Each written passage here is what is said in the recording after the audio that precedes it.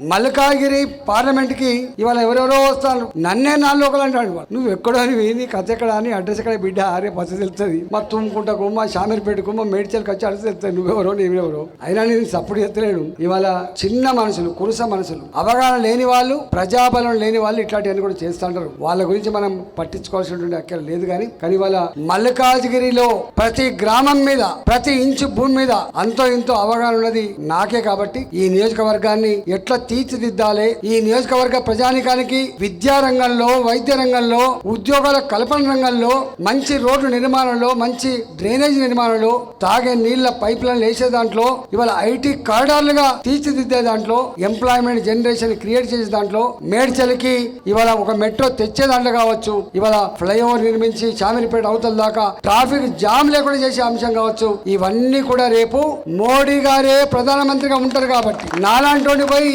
మోడీ గారికి నా మల్కాగిరిలో సమస్య ఉంది అంటే వారికి ఇప్పటికీ అవగాహన ఉంది. కాబట్టి నో అనే ఆస్కారం లేదు. కాబట్టి ఇక్కడ సమస్యలన్నీ కూడా తీర్చే బాధ్యత నా చేతుల్లో పెట్టమని చెప్పి మిమ్మల్ని వేడుకుంటున్నాను.